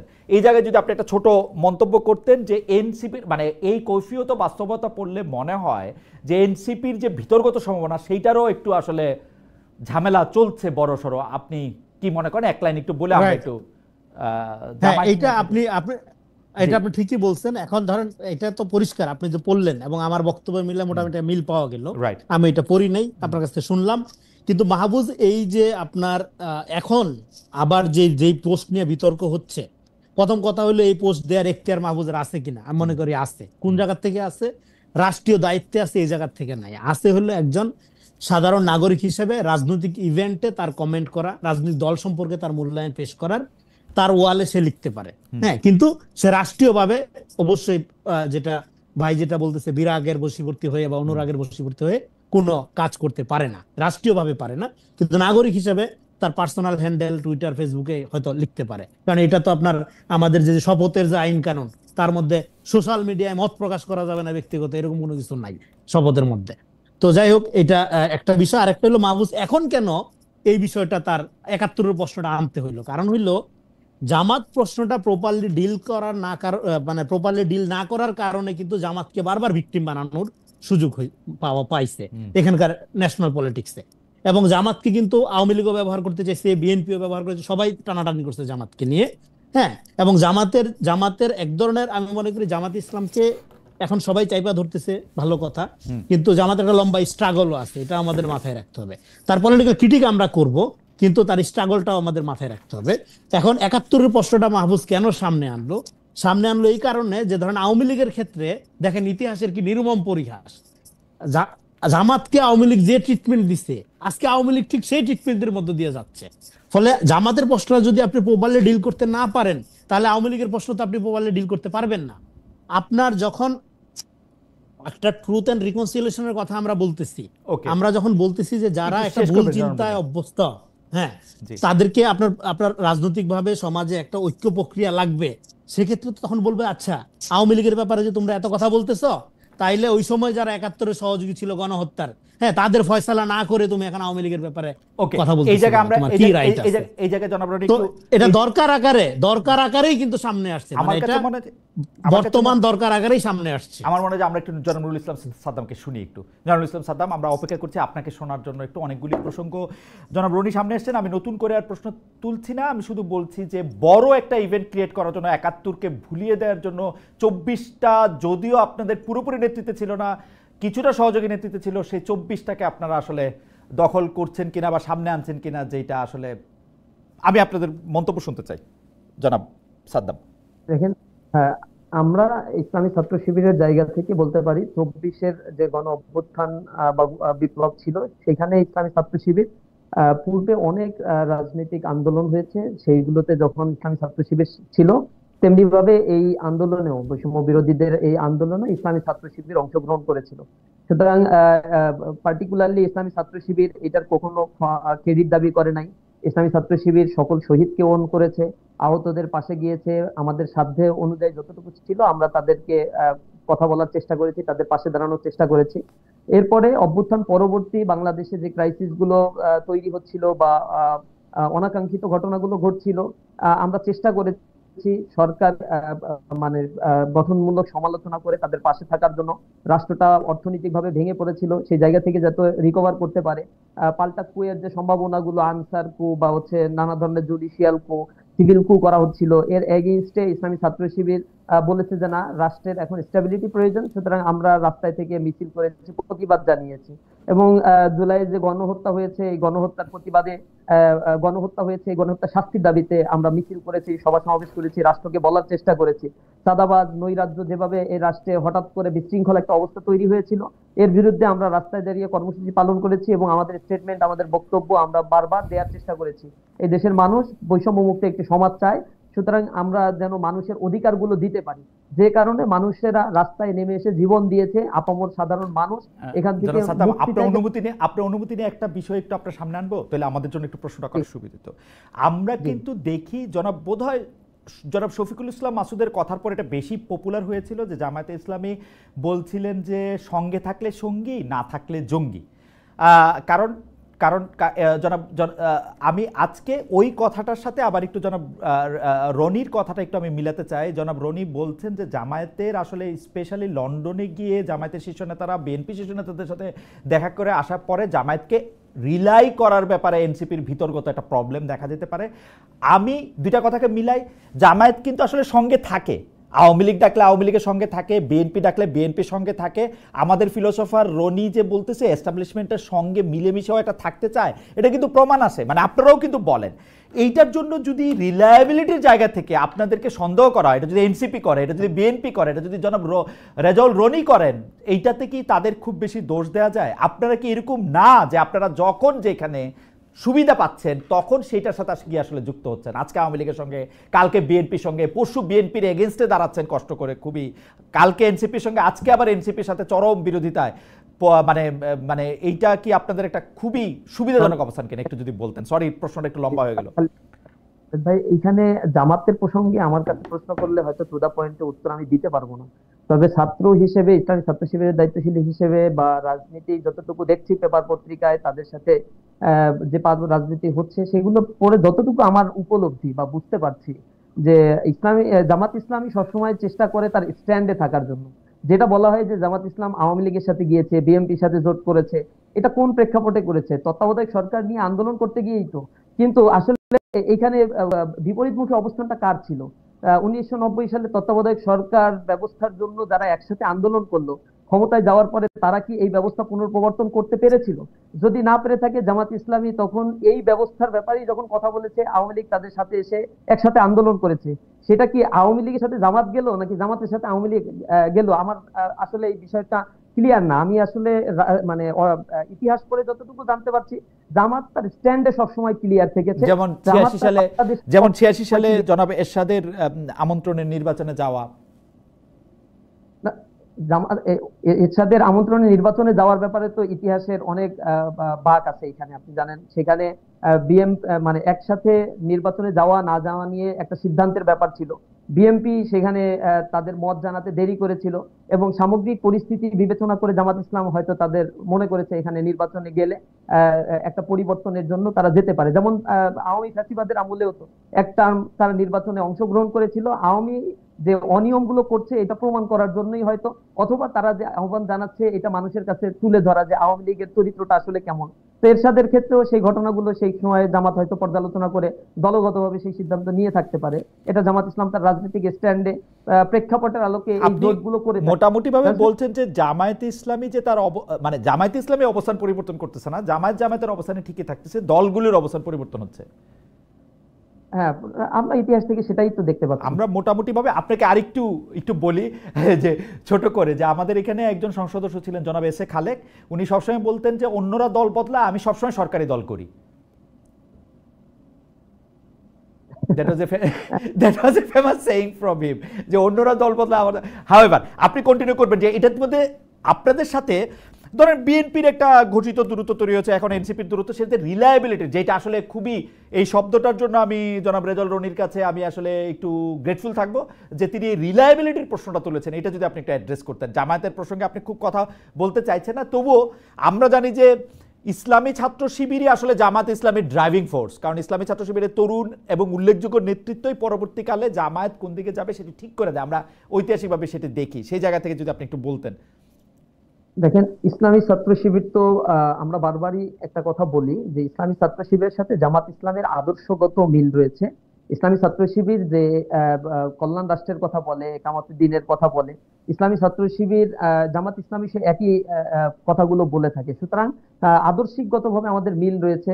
আমরা আমাদের জনশক্তিকে তৈরি করার চেষ্টা করি ইথিক্সের জায়গা থেকে, ভ্যালুসের জায়গা থেকে, এবং করাপশন ফ্রি হয়ে নিজের জীবনকে সে পরিচালনা করবে। এই জায়গা থেকে ছাত্র জীবন শেষ করার পরে ইসলামী ছাত্র শিবিরের জনশক্তিদের একটা ফ্রি অ্যাক্সেস থাকে যে সে যে কোনো দলে সে জয়েন করতে পারে। আপনারা দেখেছেন এনসিপি যখন গঠিত হয়েছে বা বৈষম্য বিরোধী ছাত্র আন্দোলন ছিল, সেখানে ইসলামী ছাত্র শিবিরের অনেকে, জামাত ইসলামী তো যোগদান করেনি, এখানে যোগদান করেছে। আরো অনেক রাজনৈতিক দলগুলো রয়েছে যেখানে ইসলামী ছাত্র শিবিরের নেতাকর্মী ছিল, তারা পরবর্তীতে গিয়ে ওই রাজনৈতিক দলগুলো করছে। তো এখানে একটা প্রশ্ন আসতে পারে যে অধিকাংশ ক্ষেত্রেই আমরা দেখি জামাত ইসলামীতে সবাই যোগদান করে। তো আমি এখানে একটা বিষয় বলি, সবচেয়ে প্রপার চয়েসটা করার অধিকার সবাইরই রয়েছে। এখানে যদি আপনার 4 ভাই বোন থাকে, 4 ভাই বোনের সবাই যদি অ্যাডমিশন পরীক্ষা দিয়ে 4টা বিশ্ববিদ্যালয়ে চান্স পায়, কিন্তু সবাই ঢাকা বিশ্ববিদ্যালয়ে ভর্তি হয়, তার মানে এইটা বলার কি কোনো সুযোগ আছে আহারে কি খারাপ তারা, ঢাকা বিশ্ববিদ্যালয়ে ভর্তি হইলে সবাই আরো 2-1 জায়গা ভর্তি হতে পারতো না, এদের ভিতরে কি সাজাতিকতা রয়েছে? তো এটা তো কোনো কথা হইতে পারে না। জামাত ইসলামীর আদর্শ, যাদের রাষ্ট্র পরিচালনার যে বিধিবিধান, যা লিটারেচার, যে জিনিসগুলো তাদের রয়েছে, এগুলো ইসলামী ছাত্র শিবিরের আদর্শগত জায়গা থেকে অনেক অংশে মিল থাকার কারণে তারা অধিকাংশই জামাত ইসলামী করতে পারে বা করে। এই ক্ষেত্রে ইসলামী ছাত্র শিবির কাউকে ফোর্স করে না, বা ছাত্র জীবন শেষ হয়ে গেলে ইসলামী ছাত্র শিবির কাউকে অ্যাপয়েন্টমেন্ট দিয়ে, অ্যাসাইনমেন্ট দিয়ে অন্য কোনো দলেও প্রবেশ করানো বা বলে দেয়া, এই জাতীয় কার্যক্রম ইসলামী ছাত্র শিবির করে না। দ্বিতীয়ত হচ্ছে, ইসলামী ছাত্র শিবির সবসময় পজিটিভ যে কার্যক্রমগুলো এই দেশের জন্য রয়েছে এবং ইসলামের জন্য রয়েছে, এগুলোতে সহযোগিতা করার জন্য চেষ্টা করায়। আপনারা দেখবেন হেফাজতে ইসলাম যে আহ্বান 13 সালে জানিয়েছিল, রাসূল করিম সাল্লাল্লাহু আলাইহি সাল্লামকে যেভাবে গালি দেওয়া হয়েছিল অনলাইনে, তার বিপরীতে তারা যে হাইপটা তুলেছিল মানুষের কাছে, মানে যে সে মিছিল মিটিং যা করেছিল, ইসলামী ছাত্র শিবির সেখানে অংশগ্রহণ করে তাদেরকে সহযোগিতা করেছে। মার্চ ফর গাজা আপনি দেখেছেন কিছুদিন আগে, ইসলামী ছাত্র শিবির আলেম ওলামার আহ্বান জানিয়েছে, ইসলামী ছাত্র শিবির সেখানে থেকে নিরাপত্তা, পানি দেওয়া, চিকিৎসার ব্যবস্থা করা, আমাদের জায়গা থেকে আমরা এটা করেছি। শুধুমাত্র এইটা না, বিএনপি যখন এই যুগপৎ আন্দোলনের জন্য ডাক দিয়েছে ফ্যাসিবাদ আওয়ামী লীগের বিরুদ্ধে, তখন ইসলামী ছাত্র শিবির মনে করেছে এটা ইথিক্সের জায়গা, সুতরাং এই ডাকে সাড়া দিয়ে অবশ্যই রাস্তায় নামা উচিত। অন্য অনেক ইস্যুগুলো আপনি দেখবেন, কমন ইস্যুতে ইসলামী ছাত্র শিবির তারা বিভিন্ন আন্দোলনে অংশগ্রহণ করে থাকে। শুধুমাত্র জামাত ইসলামীর ইস্যু বা অমুকের ইস্যু এটা না, ইসলামী ছাত্র শিবির তার স্বতন্ত্র কাঠামো রয়েছে, তার নিজস্ব পরামর্শ সভা রয়েছে, বডি রয়েছে। এখানে চিন্তা ভাবনা করে রাজনীতিক কোন স্ট্যান্ডটা ইসলামী ছাত্র শিবিরের নিতে হবে, সেই বিষয়গুলো আমরা পারস্পরিক পরামর্শের ভিত্তিতেই মূলত করে থাকি। সেটা এনসিপি কে সহযোগিতার ক্ষেত্রে আরো একটু বলি যে এনসিপি কে সহযোগিতা ইসলামী ছাত্র শিবির রাজনৈতিকভাবে গঠন হওয়ার পরে কখনোই করে নাই, বা বাকশাস গঠন হওয়ার পরে কখনোই করে নাই। কিন্তু বৈষম্য বিরোধী যে প্ল্যাটফর্ম তারা তৈরি করেছিল, সেই বৈষম্য বিরোধী প্ল্যাটফর্মের মূল কথা তাদের ছিল এটা কোনো রাজনৈতিক প্ল্যাটফর্ম হবে না, এটা হচ্ছে জুলাই অভ্যুত্থানে যারা অংশগ্রহণ করেছে তাদের একটা কমন প্ল্যাটফর্ম হবে। সুতরাং তারা যখন যেখানে ডাক দিয়েছে, সেই অবস্থায় ইসলামী ছাত্র শিবির মনে করেছে হ্যাঁ দেশের স্বার্থে এই বিষয়টাতে অংশগ্রহণ করা উচিত, তাই ইসলামী ছাত্র শিবির সেই জায়গাগুলোতে অংশগ্রহণ করেছে। তাদের রাজনৈতিক প্ল্যাটফর্ম হওয়ার পরে সেখানে লোকবল দিয়ে অংশগ্রহণ করা, এই জাতীয় কাজ ফরমালি ছাত্র শিবির আপনি এটা ব্যাখ্যা করলেন যে ইসলামী ছাত্র শিবির এবং জামায়াত আলাদা, কিন্তু ধরেন এনসিপির একজন নেতা যারা বাকের মজুমদার যখন বলেন যে আমরা তো একসাথে আন্দোলন করেছি, আমাদের সাথে অনেকেই আন্দোলন করেছে, কিন্তু আমরা কি রাজাকারদের রাজাকার বলবো না, 1971 রাজাকারদের আমরা রাজাকারই বলবো, সেইটাতে আপনারা আবার প্রতিক্রিয়া দেখাচ্ছেন, আপনারা আবার কষ্ট পাচ্ছেন, এটা কেন? না না, কে প্রতিক্রিয়া দেখিয়েছে? আমরা কোনো প্রতিক্রিয়া দেখাইনি। রাজাকার বলতে কি, আমার আরেকটা বিষয় হচ্ছে রাজাকার বলতে কি, এটা বাকের মজুমদারের আরো জানা উচিত। তৎকালীন সময়ে তো একটা বাহিনী গঠন করা হয়েছিল আর্মির প্যারালালি, তারা তাদের সহযোগিতার জন্য। সেই বাহিনীতে কারা আসলে ছিল, বাকের মজুমদার সম্ভবত আওয়ামী লীগকে ইন্ডিকেট করতে পারে, বিএনপি কে ইন্ডিকেট করতে পারে। তিনি রাগের বশবর্তী হয়ে এই কথাটা বলছে কিনা যে গোলাম আজম রাজাকার, এটা রাজাকার বলবো। গোলাম আজম কি আসলেই রাজাকার ছিল? তিনি কি তখন বাংলাদেশে ছিলেন? আসলে ওই বাহিনীর সাথে তার কোনো সংযোগ ছিল? তিনি কি বাহিনীর হয়ে কোনো যুদ্ধ করেছেন? এই বিষয়গুলো তো প্রশ্নবিদ্ধ। নিরঙ্কুশ ভাবে এরকম থ্রেট দেয়া, এইভাবে বলা, এই জিনিসটা তো মানায় না। তবে আপনি যদি চান, আপনি ওই সময়কার 1971 সালের সংগ্রাম পত্রিকাটা একটু দেখতে পারেন, দেখলে আপনি দেখবেন গোলাম আজম রাজাকার বাহিনী সম্পর্কে তিনি কি বলেছেন, রাজাকার সম্পর্কে তিনি কি বলেছেন, এবং তিনি এটা আপনি আসলে পরীক্ষা করে দেখতে পারেন। আমাদের আজকে আর আলোচনা এটা না, কিন্তু আমি আপনাকে অনুরোধ করবো যে 1971 সালের জামায়াত ইসলামীর মুখপত্র সংগ্রাম পত্রিকায় আপনি দেখেন, মানে গোলাম আজম কিন্তু একজন মাত্র এরকম জন ছিলেন না যিনি হচ্ছে যে শুধুমাত্র বাংলাদেশের প্রতিষ্ঠার বিরোধিতা করেছেন, তিনি আসলে বাংলাদেশ যেন না হতে পারে, বাংলাদেশ যেন সামনে না আসে, সেইটাই তার রাজনৈতিক অবস্থান ছিল। আপনি চেক করলে আপনি এটা দেখতে পারবেন, সংগ্রাম পত্রিকা আপনি একটু দেখেন। আপনি চাইলে আমি অনুষ্ঠানের পরে আপনাকে কিছু ক্লিপসও পাঠিয়ে দিতে পারি ইফ ইউ ওয়ান্ট। আমি একটু আসছি আপনার কাছে, আমি একটু জনাব রনি আপনার কাছে একটু আসতে চাই একটি প্রশ্ন নিয়ে। সে দুইটা বড় ঘটনা আসলে ঘটছে এইসব, মানে আমি কি বলবো, এই অনুপ্রবেশকারী বা এই কে আসলে ভালো আওয়ামী বিরোধী, কে খারাপ আওয়ামী বিরোধী, কে জামায়াতি আওয়ামী বিরোধী, কে বিএনপি আওয়ামী বিরোধী, এই আলাপ আলোচনার মধ্যে কিন্তু একটা খুবই একাডেমিক জিনিস আমাদের আলোচনায় এসছে। আপনার কাছ থেকে আমরা একটু শুনতে চাই যে এই যে এখন আওয়ামী লীগকে দল হিসেবে কার্যক্রমে নিষিদ্ধ করা হলো এবং তার পরপরই আইসিটিকে এই পাওয়ার দেওয়া হলো যে তারা দল হিসেবে নিষিদ্ধ করতে পারবে। আমার প্রশ্ন হচ্ছে যে এই কারণে কি বিএনপির কোনো শঙ্কার কারণ আছে যে দল হিসাবে তাদের নিষিদ্ধের খাড়ায় পড়ার, যেটা অনেকে বলছেন, কিন্তু বিএনপির প্রসঙ্গটা যদি আমি বাইরে রাখি, এইটা কি বড় পরিসরে আসলে জামায়াতে ইসলামীকে আবার নিষিদ্ধ করার একটা প্রক্রিয়া, যে 1971-এর এটা বলে? কারণ অনেক ইনফ্লুয়েন্সার যে ব্যাখ্যা দিচ্ছেন যে 16 ডিসেম্বরের পরে আর তারা কোনো কিছু করে না, কিন্তু বাংলাদেশ রাষ্ট্রটা তো গঠিত হয়েছে 26শে মার্চ। 26শে মার্চ পরবর্তী অপরাধগুলি যদি ধরা হয় তাহলে একই অপরাধে, মানে যেই অপরাধে আমরা এখন আওয়ামী লীগকে নিষিদ্ধ করাটাকে সবাই স্বাগত জানাচ্ছি, উল্লাস প্রকাশ করছি, সেই একই অপরাধে জামায়াতকেও এরকম বিচার করা সম্ভব এবং জামায়াতকে দল থেকে এটা বাদ দেওয়া সম্ভব। অনেকে সেই ষড়যন্ত্রের গন্ধটাও দেখছেন। আপনি কি মনে করেন যে এইটাকে আসলে এরকমভাবে এটা বলা যায় কিনা, সম্ভব কিনা, মানে এবং এই সম্ভাবনা রয়েছে কিনা, বা সার্বিক ব্যাপারটাকে আপনি আসলে কিভাবে দেখেন? আচ্ছা, দেখেন, প্রথম কথা হলো মওদুদী সাহেবের এই গোলাম আজম সাহেবের সাথে যেটা বলা হলো, একটা রেফারেন্স, একটা স্টোরি আমি আপনাকে বলি। জনাব মওদুদীর একটা বই আছে, ইসলামী ল অ্যান্ড কনস্টিটিউশন। তো সেই বইটা গোলাম আজম শেখ মুজিবুর রহমানকে গিফট করেছিল। সেইখানে লেখা ছিল, to my dear friend Sheikh Mujibur Rahman. তাদের মধ্যে এক ধরনের বন্ধুত্ব ছিল এবং তারা একসাথে পাকিস্তান আন্দোলনও করছে। হ্যাঁ, ফলে এইটাকে আপনার ধরেন পাকিস্তান চাওয়াটা ওই প্রেক্ষাপটে এটা অন্যায় কিছু না। কিন্তু যখন এখানে একটা জনযুদ্ধ শুরু হইল এবং বাংলাদেশ রাষ্ট্রের একটা আলাদা বাস্তবতা তৈরি হইল, সেই বাস্তবতায় শুধু জামাত ইসলাম না, আপনি যেটা বললেন, অন্যান্য দলগুলো এটা রিয়েলাইজ করতে পারে নাই যে এখানে একটা জাতীয় মুক্তি সংগ্রাম বিকশিত হবে। এটা শুধু জামাত ইসলাম যে এই ভুল করছে তা না, অনেক বামপন্থীরাও এই ভুল করছে।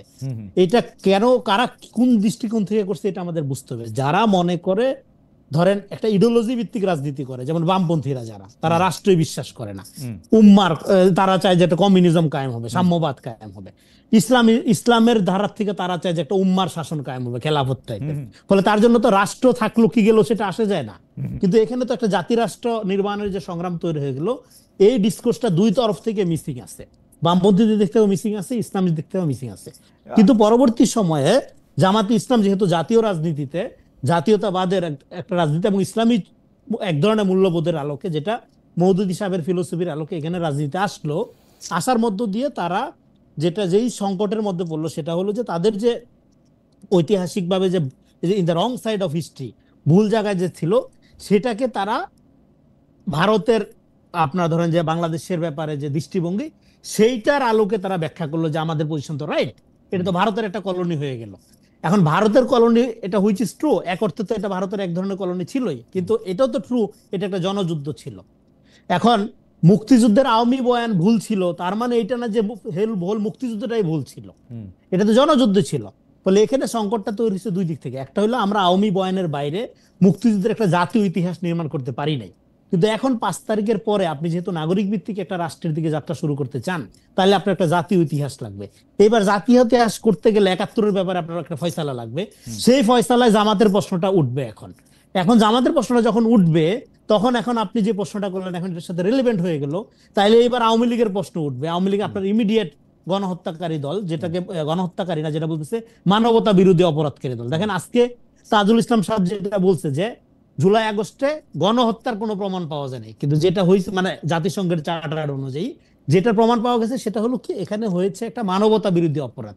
তাহলে হাসিনা যে বিচারের নামে অবিচারটা করছিল, মানে বিচারটা প্রপারলি যদি হাসিনা করতো বা আরো আগেই যদি করতো, 71-এর পরপরই যদি করতো, তাহলে কিন্তু আজকে এই প্রশ্নটাই উঠতো না বা এই বিপদের মধ্যে দেশকে পড়তে হইতো না। তো হাসিনা এটা করছে, আইনের একটা বেআইনি ব্যবহার করছে, বিচার নিয়ে রাজনীতি করছে। সে কৃত্রিম জনজাগরণ তৈরি করে বিচারের নামে আপনার ধরেন যে সিলেক্টিভ ভাবে ইয়ে করে এখানে একটা মুক্তিযুদ্ধের চেতনাকে ব্যবহার করে জামাতের নেতাদেরকে জুডিশিয়ালি হত্যা করে সে এখানে একটা ফ্যাসিবাদ কায়েম করছে। এর মধ্যে দিয়ে মুক্তিযুদ্ধের চেতনার যে আওয়ামীকরণ করার মধ্যে দিয়ে মুক্তিযুদ্ধের চেতনার রাজনীতির এক ধরনের অবসান হয়েছে। কিন্তু কথা হইলো তার বলে যে আপনার জাতীয় ইতিহাস নির্মাণের যে প্রয়োজন এটা তো শেষ হয়ে যায়নি, এটা তো লাগবে। এটা যখন সামনে আসতেছে তখনই জামাতের প্রশ্নটা সামনে আসতেছে বারবার। এখন জামাতের ব্যাপারে তো এক ধরনের অবিচার করা হয়েছে, তাদের নেতা কর্মীদেরকে তো ধরেন অনেককেই এই ত্রুটিপূর্ণ বিচারে ফাঁসি দিয়ে হত্যা করা হয়েছে, জেলে কেউ কেউ মারা গেছেন। তো এখন এরকম একটা প্রেক্ষাপটে আপনার আওয়ামী লীগকে যখন আপনার দেখেন এখন তাহলে জামাতের অপরাধ ৭১-এর ব্যাপারে মানবতা বিরোধী অপরাধ এবং এই আওয়ামী লীগের এখন ২৪-এ এই মানবতা বিরোধী অপরাধ, তাহলে আপনি দুইটা অপরাধের যদি এখন বিচার করতে চান তাহলে এবং একটা জাতি রাষ্ট্র গঠন করতে চান, যেটা মাহফুজের লেখালেখির মধ্যে আপনি বারবার ইঙ্গিত পাবেন, তাহলে আপনাকে দুইটা প্রশ্নেরই মীমাংসা করতে পারতে হবে। এখন দুইটা প্রশ্নের মীমাংসার ক্ষেত্রে মানে রনি একটু মানে আলাপটা একটু একাডেমি জায়গা থেকে যদি আমরা একটু আমাদের জন্য একটু সহজ করে একটু আনতে চাই, আপনি এইটা মনে করেন কিনা যে আইসিটিতে দল হিসাবে বা মানবতা বিরোধী অপরাধের জন্য, কারণ আপনি ঠিকই বলেছেন জেনোসাইড বা গণহত্যার জাতিসংঘের নিজস্ব সংজ্ঞা রয়েছে, সেই সংজ্ঞার আলাপে যদি আমরা নাও যাই, ১,০০০, ১,৫০০, ২,০০০, ২,৫০০ কত আমরা জানি না মানুষ মাইরা ফেলানো হয়েছে, সেইটার বিচারের জন্য যদি আমরা দল হিসেবে একটা দলকে বিচার করতে পারি, ৭১ সালে যে জিনিসগুলি হয়েছে সেইটার জন্য দল হিসাবে বিচার করার জন্য জামায়াতে ইসলামীকে ওই জায়গায় নিয়ে আসার জন্য এইটা ওপেন করা হইল কিনা বা ওপেন এটা করা সম্ভব কিনা, যেটা যদি মাহফুজরা কোনোদিন ক্ষমতায় আসে, মাহফুজরা তো এটা ডিল করতে চাইবে, ডিল করতে চাইলে এটা রাইট জি, সেই জন্য জামাতের একটু এপ্রিহেন্ডেড হওয়া দরকার কিনা যে মাহফুজ যদি কোনোদিন দেশের প্রেসিডেন্ট হয় হয়তো জামাতের বিচার করে ফেলবে বা জামাতের দল হিসেবে বিচার করতে চাইবে। এখন টু বি ফ্রাঙ্ক জামাতকে বিচার করার অবস্থায় একটা সেকেন্ড সাদ্দাম, হ্যাঁ জি রনি আপনি শেষ করেন, রনি আপনি শেষ করেন আপনার বাক্যটা। যে এখন যেটা হলো জামাতকে আর ট্রুলি বিচার করার অবস্থায় নাই, কারণ হলো এখানে অলরেডি জামাতের উপর একটা অবিচার হয়েছে। হাসিনা যেটা করছে বিচার নিয়ে রাজনীতি করার মধ্য দিয়ে জামাতকে ভুললি পানে যেটা করতে হবে আপনার জাতীয় ইতিহাসকে আপনার সংহত করার প্রয়োজনে এখানে জামাতকে পার্টিসিপেট করতে হবে। জামাতকে পার্টিসিপেট করতে হবে কিন্তু জামাতকে আগায় আসতে হবে যে দেখো ৭১-এর ব্যাপারে যেটা গেছে সেটা তো গেছেই, এখানে আমাদের নেতাকর্মীদের আমরা হারাইছি, সেটা কি ছিল সেটা সবাই জানে। কিন্তু ৭১-এর পরের যে জেনারেশন, এই যে যেমন এই যে শিবিরের কথা আপনি বলতে পারেন, তারপরে এবং পরের যারা জামাতের নেতা তাদেরকে তো আপনি সেই অপরাধের দায় দিতে পারেন না। কিন্তু ইতিহাসের বয়ানের ক্ষেত্রে সেটা এই ভাইও কিন্তু বলছে বারবার যে তারা বাংলাদেশের সার্বভৌমত্বকে অন করে রাজনীতি করে। এখন জামাতের রাজনীতির কিন্তু একটা বড় জায়গা কিন্তু জামাতকে বা শিবিরকে আপনি যদি শুধুমাত্র একটা রাজনৈতিক পেরিফেরিতে দেখেন তাহলে আপনি পুরোপুরি বুঝতে পারবেন না। এটা একটা social force rather than political force. দেখবেন যে কোনো আন্দোলন সংগ্রামে এই জামাতের একটা অংশ বা শিবিরের একটা বড় অংশ কিন্তু ভ্যানগার্ড আকারে হাজির হয়। যেমন ধরেন হেফাজতে ইসলামের যে ব্যাখ্যা, সেই ব্যাখ্যায় সবচেয়ে বেশি ক্ষতিগ্রস্ত হবে জামাত ইসলাম, কিন্তু যে কোনো আন্দোলনে শিবির শামিল হয়। রনি আপনি একটু সাদ্দামকে একটু কথা বলতে দেন, একটা সেকেন্ড একটু বৈশাখ করে দেই। ফলে এখানে আমাদের যেটা দরকার জাতীয় রাজনীতির বিকাশের স্বার্থে আমাদের যে একটা জাতীয় রাজনীতি আপনার যে জাতীয় ইতিহাসের প্রকল্প, সেখানে ৭১-এর প্রশ্ন তো আপনার ডিল করতে পারতে হবে। এখন ৭১-এর প্রশ্ন ডিল করতে আসলে প্রথম সমস্যাটা কি হয়েছে, আপনি ২৪ দিয়ে ৭১-কে মোকাবেলা করতে গেছেন, সেটা ব্যাকফায়ার করছে, এটা হবে না। ২৪ এক জিনিস, ৭১ টোটালি আলাদা জিনিস। ৭১-এ আপনি একটা ভূখণ্ড পাইছেন। ঠিক আছে রনি, ফলে এখন প্রবলেম যেটা দাঁড়াচ্ছে সেই প্রবলেমটা হলো যে তাহলে আপনি কি করবেন। তাহলে আপনার এই যে এখন মাহফুজের বিরুদ্ধে আপনি যে আপনারা এইভাবে গালিগালাজ যে করতেছেন বট বাহিনী এবং জামাতের বিরুদ্ধে একটা কথা গেলে যে কারো যাচ্ছে, কারণ এগুলো আমরা বলছি আপনার বক্তব্য, আপনি অনেকগুলি গুরুত্বপূর্ণ কথা বলছেন, এটা ভুলে যাবে। সাদ্দাম অনেক আগে হাত তুলছিলেন, জনাবুল ইসলাম সাদ্দাম আপনি যদি একটু রেসপন্ড করতেন, আমারও কিছু মানে পার্টিকুলার প্রশ্ন আছে আপনার কাছে, সেগুলি আপনার বক্তব্য শেষ হলে আমি করব। জনাব সাদ্দাম। আমি মূলত জামাত ইসলামের ইস্যুটা নিয়ে যে বিষয়টা রনি ভাই কিছুটা বলছেন, ৭১-এ গণহত্যা আসলে কারা চালিয়েছিল, আমরা যতটুকু জানি ৭১-এ গণহত্যা চালিয়েছিল ভুট্টো বা টিক্কা এরা, আর এদের যে পিপিপি বা হচ্ছে যে দলগুলো ছিল এরা টোটালি ছিল হচ্ছে বামপন্থী সেকুলার রাজনীতিবিদ ছিল এরা। তো এই গণহত্যা বিচারের ক্ষেত্রে পরপরই যে ট্রাইব্যুনাল বা হচ্ছে যে আইন কানুন করা হয়েছিল সেই বিচারগুলো তো তারা করে নাই, ক্ষমা করে দিয়েছিল। তো জামাত ইসলাম যদি দৃশ্যমান সেখানে গণহত্যার সাথে জড়িত থাকতো, স্বাধীনতার পরে এসে এত দীর্ঘ সময় কেন নেওয়া হলো? এবং দীর্ঘ সময় নিয়ে নিয়ে তারপরে এই বয়ানটাকে এমন ভাবে তৈরি করা হলো, এটাকে একটা রাজনীতিকরণ এবং একটা মানে অন্যরকম একটা ভাবে বিভাজন তৈরি করা হলো এই দেশের মধ্যে।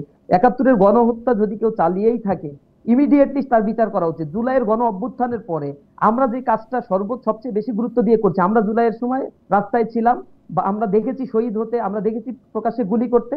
তো আমরা জুলাইয়ের সর্বপ্রথম যেটাকে প্রায়োরিটি দিচ্ছি সেটা হচ্ছে গণহত্যার বিচারটা দ্রুত করতে হবে। তাহলে মুক্তিযুদ্ধের যারা নেতৃত্ব দিয়েছিল, শেখ মুজিব বলে বা তিনি ঘোষণা দিয়েছেন বা দেননি, এটা নিয়ে বিতর্ক আছে।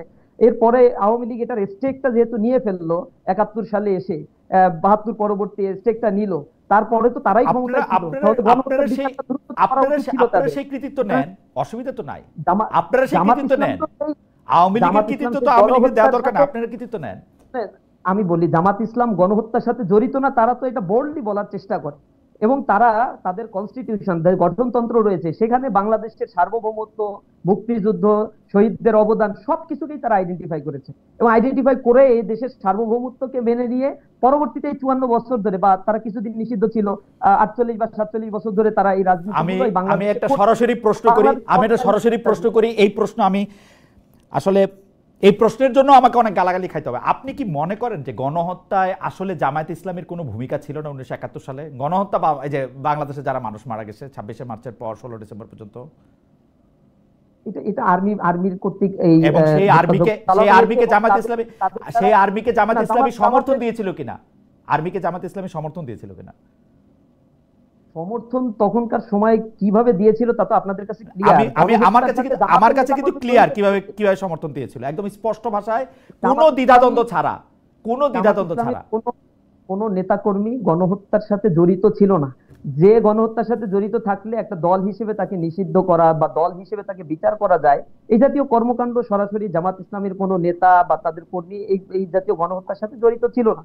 যদি থাকে তার বিচার ফয়সালা দ্রুত করা আচ্ছা ঠিক আছে, এটা নিয়ে আমরা আরেকটা দিন আমরা একটা নিশ্চয়ই কথা বলবো। আপনি যদি মনে করেন যে 1971 সালে পাকিস্তানি আর্মি যে বিভৎস বর্বরতা চালিয়েছিল তার সাথে জামায়াতে ইসলামের নেতৃবৃন্দের কোনো সম্পর্ক ছিল না, তাহলে আর আলাপ আর এখান থেকে দরকার নাই। আমার কাছে মনে হয় যে 1971 সালে পত্রপত্রিকা বা আপনাদেরই, এমনকি আপনি গোলাম আজমের একটা বই পড়ে দেখতে পারেন। অধ্যাপক গোলাম আজম জীবনে যা দেখেছি নামে 3 খণ্ডের একটা বই লিখেছেন। এইটা আমার খুব প্রিয় একটা বই, আমি প্রায়ই পড়ি। ওইটা আপনি একটু পড়েও দেখতে পারেন, তাহলে আপনি একটু বুঝতে পারবেন। আমি 3 খণ্ড পড়েছি, আমি জানি না 6 খণ্ড আরেকটা পড়েছে কিনা। আমি 6 খণ্ড, আমি 3 খণ্ড দেখেছি।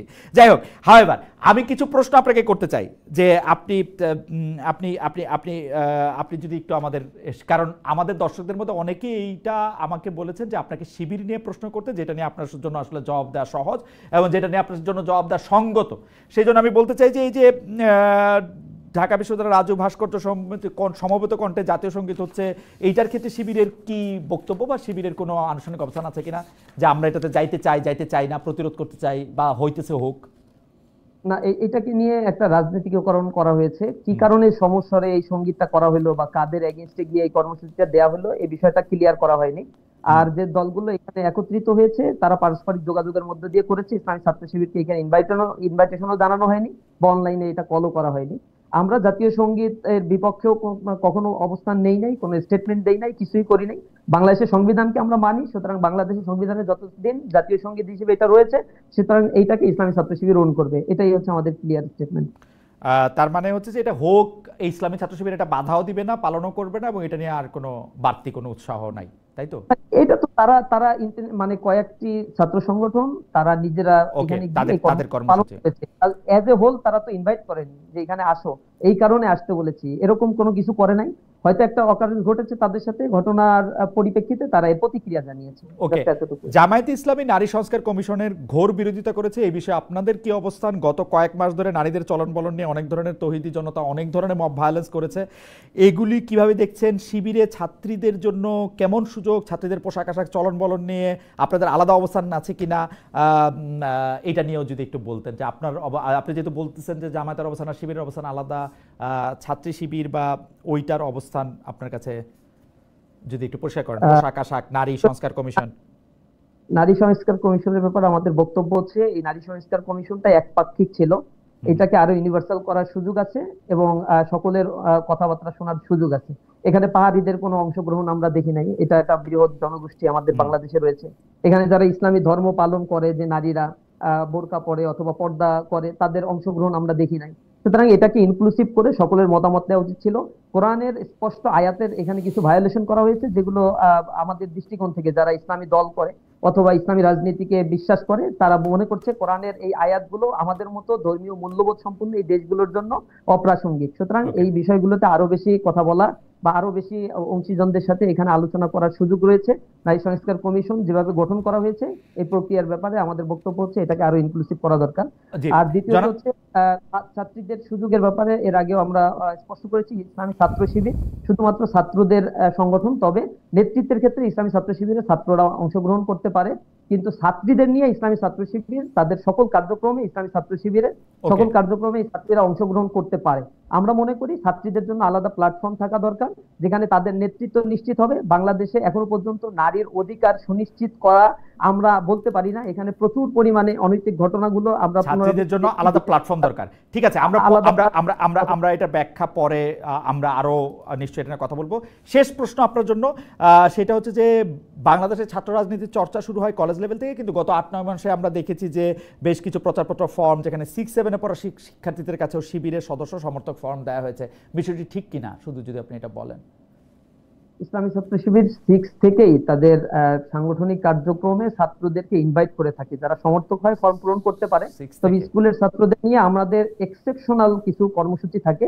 স্কুলের ছাত্রদের রেজাল্ট বৃদ্ধি করা, তাদের নৈতিক মোরাল প্রশিক্ষণগুলো দেয়া, যারা রেজাল্ট ভালো করছে তাদের জন্য আমরা উৎসাহমূলক বিভিন্ন প্রোগ্রামের আয়োজন করি। যারা ছিন্নমূল শিশু রয়েছে আপনি মনে করছেন লেখাপড়া এটা ঠিকই আছে, মানে এইটাতে প্রবলেম নাই, তাদের ক্লাস রাজনৈতিক 6 থেকে কার্যক্রমে ক্লাস 6 অংশগ্রহণ থেকে করে এটা না, অধিকার করা।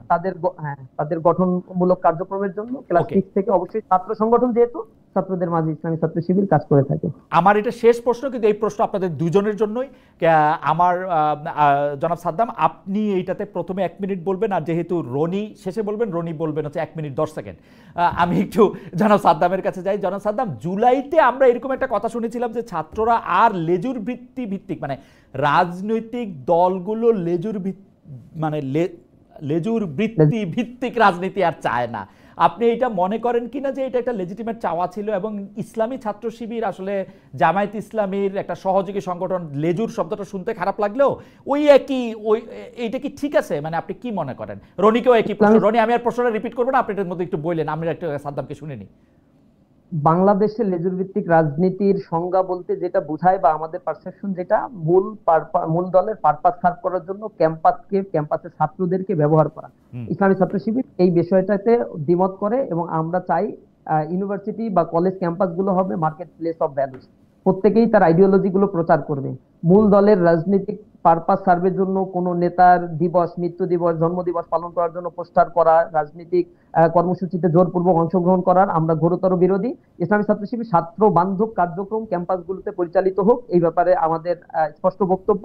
সুতরাং সিট বন্টন বা ছাত্রদের মানে হলে তাদের অধিকার পুনঃপ্রতিষ্ঠা, যেটা আওয়ামী আমলে আমরা দেখেছি একেবারে ছাত্রলীগের হাতেই ছিল, এই জিনিসগুলোর ব্যাপারে আমাদের বক্তব্য হচ্ছে জাস্ট মেধার ভিত্তিতে হলগুলোতে সিট বন্টন হবে, এবং কোনো রাজনৈতিক দলের পারপাস সার্ভ ক্যাম্পাসগুলোতে হওয়া উচিত না। ক্যাম্পাসে অবশ্যই হওয়া উচিত ছাত্র সংগঠনগুলো ছাত্র বান্ধব কার্যক্রমগুলো পরিচালনা করবে, এবং ইসলামী ছাত্র শিবির সেই কাজই করছে। জামাত ইসলামী বা অন্য কোনো রাজনৈতিক দলের পক্ষ থেকে ইসলামী ছাত্র শিবিরকে ক্যাম্পাসে কোনো দলীয় রাজনৈতিক আমার মনে হয় যে জনাব সাদ্দাম, আপনি অত্যন্ত পরিষ্কার, অত্যন্ত সুন্দর করে বলছেন, কিন্তু আমার আশা যে আপনি আপনার বলাটা আবার নিজেও একটু শুনবেন। আমি আপনাকে এই অনুরোধই আজকে করলাম। জনাব রনি, আপনি যদি 1 মিনিটে একটু বলেন যে আসলে জি, প্রশ্ন রিপিট করছি না। জি, দেখেন, আলাপটা শেষ হয়ে গেল, জামাতের ব্যাপারে কথা বলার সুযোগ নাই, 1 মিনিট মাত্র সময়।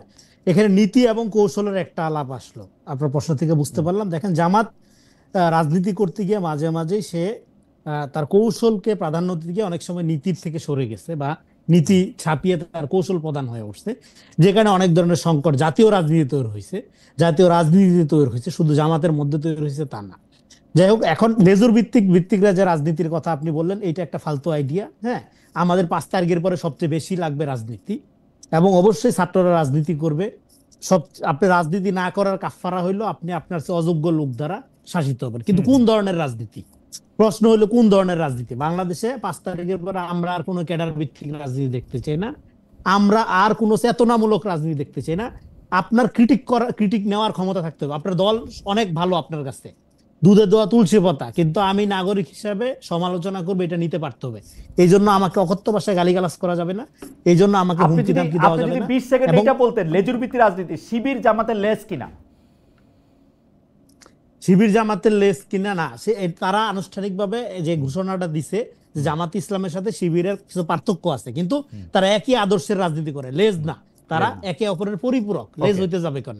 হ্যাঁ, যে অর্থে ছাত্রলীগ আওয়ামী লীগের লেজ, ছাত্রদল বিএনপির লেজ, সেই অর্থে আর কি। না না, সে তো লেজ হবে কেন, পরিপূরক। সে ধরেন একজন যে শিবির করতেছে ক্যাম্পাসে, সে বড় হয়ে কি ছাত্র ইউনিয়নের নেতা হয়? সে কি আপনার গণসংহতি থেকে নির্বাচন করে, নাকি বিএনপিতে এসে জয়েন করে? না, সে কি করে? জামাতে যায়। শব্দের খেলার তো দরকার নেই, আপনার যেটা প্রকাশ্য রাজনীতি করতে দিতে হবে, কিন্তু কোন ধরনের রাজনীতি? হ্যাঁ, এটা শব্দের খেলা দিয়ে লাভ নেই, জনগণকে বোকা বানানো দরকার নেই। এই জন্য আমি বলতেছি কি, আপনার ট্রান্সপারেন্সি দরকার। আপনি যে দলই করেন, হ্যাঁ, আপনি ট্রান্সপারেন্ট হন, তাহলে জনগণের আস্থা অর্জন করতে পারবেন আপনি। এবং আপনি দেখেন জামাত ইসলাম এখনো পর্যন্ত কিন্তু ওই লেভেলে বিকশিত হয়নি, কৃষক শ্রমিকরা এখনো পর্যন্ত এই দলের সাথে সংযুক্ত হয়নি। কিন্তু আমি বলতেছি সমাজে এই দলের একটা হিউজ পটেনশিয়ালিটি আছে, তারা সামাজিক আন্দোলনে খুব ভালো, কিন্তু রাজনীতিতে যাই আমার মনে হয় যে জনাব রেজাউল করিম রনি, আপনি অত্যন্ত চমৎকারভাবে বিষয়টি ব্যাখ্যা করেছেন, অত্যন্ত সুন্দর বলেছেন জনাব নুরুল ইসলাম সাদ্দামও। তাই তিনি তার অবস্থান, দলের অবস্থান, ইসলামী ছাত্র শিবিরের অবস্থান, সবগুলি বিষয়ে খুব পরিষ্কার করে ফুটিয়ে তুলেছেন। আমরা সেই জন্য দর্শকদেরও অনেক বড় অংশগ্রহণ ছিল, সেজন্য আমরা মূল অনুষ্ঠানের থেকেও একটু বেশি সময় আমরা কথা বললাম। আমরা আপনাদের দুজনের কথাতেই অনেক আলোকিত হয়েছি, দর্শকরাও অনেক বেশি অংশগ্রহণ করেছেন। আপনারা দেখবেন যে অনেক মতামত দর্শকরা দিয়েছেন, আপনারা যদি সুযোগ পান তাহলে সেটি দেখবেন। আপনাদের অনেক অনেক ধন্যবাদ জানিয়ে আজকেই আমরা এখানে শেষ করছি। আমাদের নিশ্চয়ই দেখা হবে আরও কোনো অতিথির সঙ্গে, সে পর্যন্ত অনেক অনেক অনেক ধন্যবাদ।